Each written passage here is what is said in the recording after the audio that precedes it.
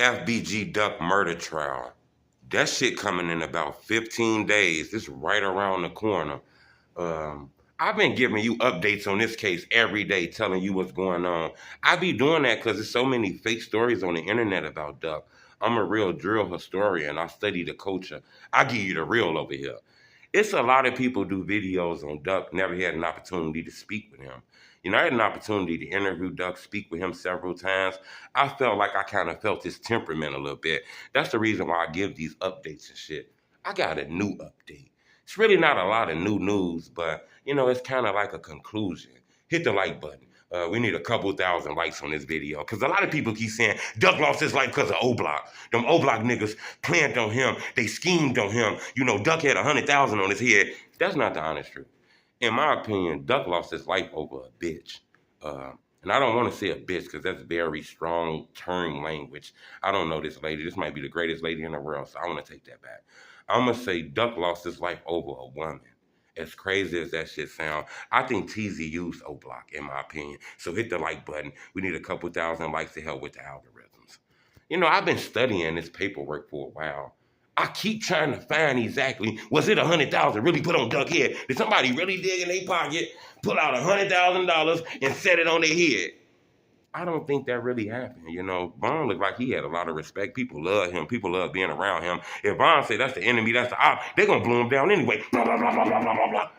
Vaughn ain't have to reach in his pocket and get no motherfucking no money. I didn't get that feel from him. I didn't get that feel that he had to buy relationships and, you know, back killers and drillers. I didn't get that feel from him.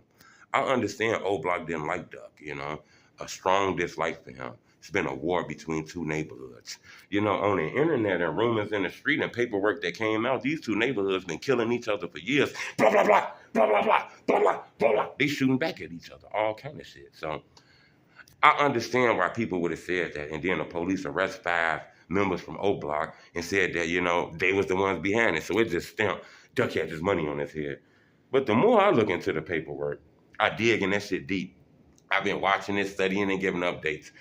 That didn't look like what happened. In my opinion, it looked like Duck lost his life over a woman. You know, Duck lost his life because he was fucking on Cheesy baby mama, and Cheesy didn't like that. The paperwork even speaks about Cheesy not liking Duck being around his kid.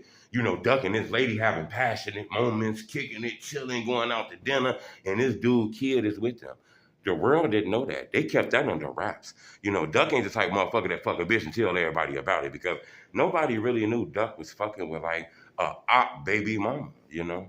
At least the internet didn't know, maybe the world knew. Looking at that paperwork, Duck lost his life because he had a relationship with Teezy baby mama. Clearly over that. And I guess Teezy knew exactly who to call. He knew who Duck enemies was. He knew exactly who to call to do something to Duck.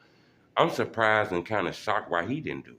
You know, why he didn't see Duck in that store, walk out, hide behind the building, follow him down and, you know, do it himself. The fact that he called other people to do this shit, I think Teezy knew he was downtown, this was dangerous, he fuck around, go to jail. So he sent somebody else off to do this shit, allegedly. That's what the paperwork say. Remember, I wasn't there, so I can't stamp that.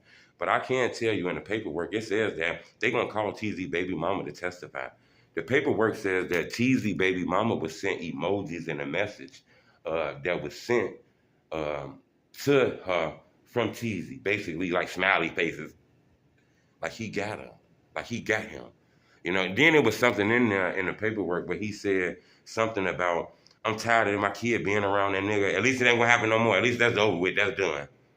I say, damn, how did the paperwork know that? That seemed like somebody close to the situation told the feds that, you know. I'm not sure if they got it off the phone call because I didn't see like the exact phone call records, but I did see, you know, they got his phones and they got him calling asking for people named D-Thang and all kind of shit. So, you know, the more I looked into this paperwork, I think the internet and the news got this wrong. You know, I think they know about the beef between St. Lawrence. They know about the beef from O-Block. Yeah, they didn't like Duck. Yeah, they could have been possibly the ones that's hawking him down. I get that. But when I look at the paperwork, Duck lost his life because a nigga was jealous and very mad that Duck was laying in beds with his baby mama.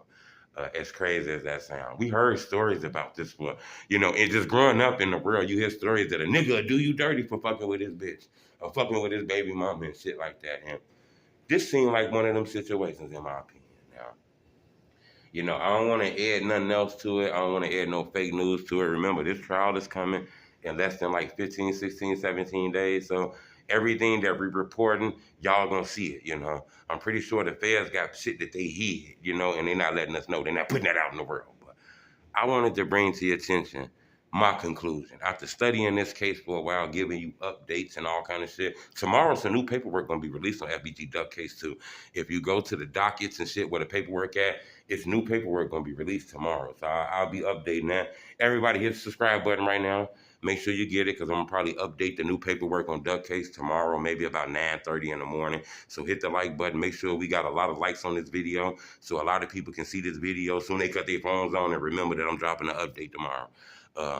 But I wanted to bring to your attention, man. I don't want to add too much to it, but it looked like Duck lost his life over jealousy, not because it was $100,000 on his head.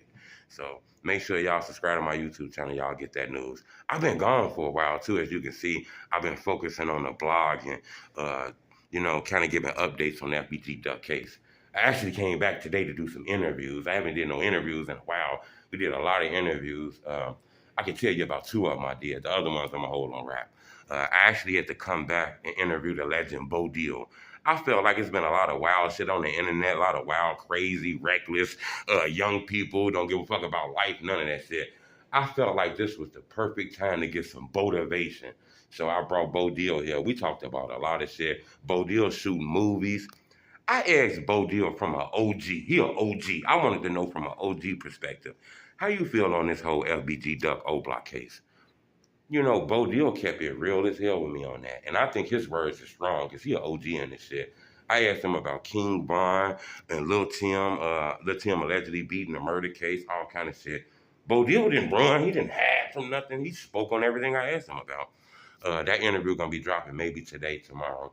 Classic interview. Then I had to go, you know, JoJo Day just came a couple days ago. It was JoJo Day. A lot of people been saying, we got to get the JoJo World guys on here. So I hollered at Freaky again.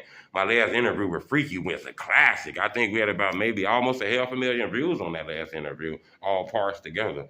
So we came back and did it again. Freaky wasn't in a good mood. I can tell you that. The interview I did with Freaky is real strong. I want to be honest with you. That's one of the strongest interviews I did this year. I didn't edit it. I didn't click anything out because I think the interview should be dropped as whole. I'm not going to lie. It is things in the interview that's kind of disrespectful. It's things in the interview that's very strong, but I think it's strong for the coach, and the coach has to hear it. You know, JoJo is strong. It's a lot of things that about JoJo we don't know. I asked Freaky about JoJo's funeral. He was there. I asked him, tell me some things about inside the funeral, outside the funeral. And things Freaky told me had me shocked. You know, Freaky told me about a shootout that he was in during the BDK era where he was hitting the head. Man, I thought this was a classic interview. Some people gonna be mad leaving this interview now, but this was one of those Chi-Town, old school Chirac Field interviews. So make sure y'all hit the like button. I got them dropping today. I appreciate the love, though, man. It's the homie True Tell This Report. Blah, blah, blah, blah, blah, blah, blah, blah, blah, blah, blah, blah.